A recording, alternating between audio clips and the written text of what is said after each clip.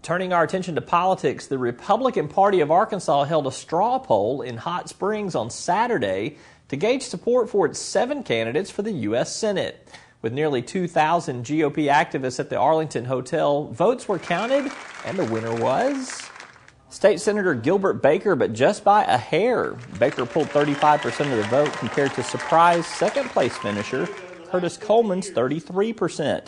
Still, Gilbert Baker is considered the Republican frontrunner. Well, it really is about presenting a conservative message, and it's important that that message have enough resources behind it. In 2004, we didn't have adequate resources, and we got 44% of the vote. America cannot afford for us to do that again. So I am unashamed about going out there and raising these resources for the conservative message. We have been battle-tested from the 2008 race, where everybody from Bill Clinton to Blanche Lincoln, came after me.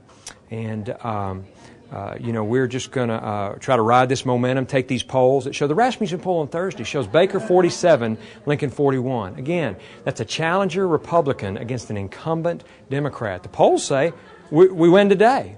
The key is not blowing it.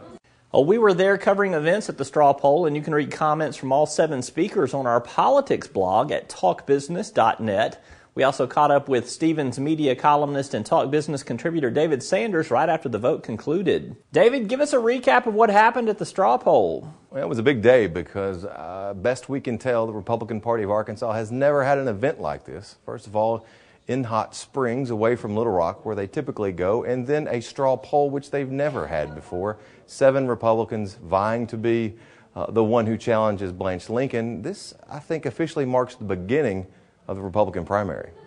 Well, the winner of this straw poll was Gilbert Baker with 35% of the vote. Second-place finisher Curtis Coleman with 33% of the vote. Was that a surprise to you?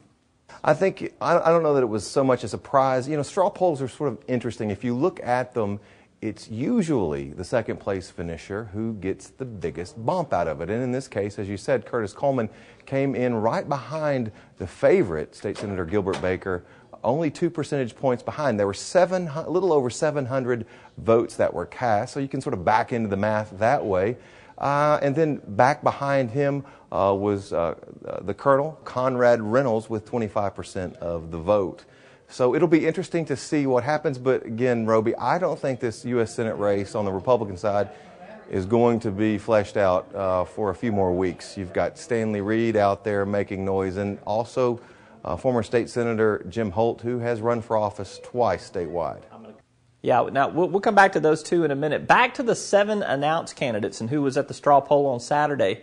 Did anybody's race come to an end because of the results of this poll? Well, I think all the lower tier candidates, the folks, if you're Fred Ramey, if you're Tom Cox, I think Kim Hendren's going to be in it for a while, but these guys got in the single digits in terms of their percentages.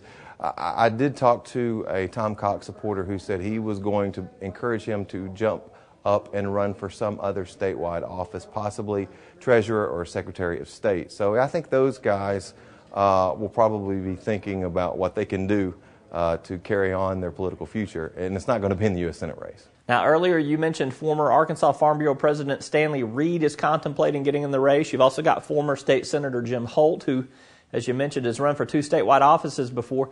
Do you see these guys getting in the race, and what does that do to the dynamic in this race? I think it does change the dynamic if they get in. That's the big question, Roby. I'm not sure. I think Stanley Reed is certainly giving it a hard and fast look. He's gone past his self-imposed Thanksgiving deadline. But Jim Holt, I think, is going to get in the race.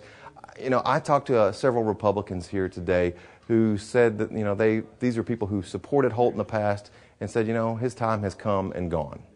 All right, David Sanders, Stevens media political columnist and Talk Business contributor. Great to have you with us. Thanks. Thanks, Roby.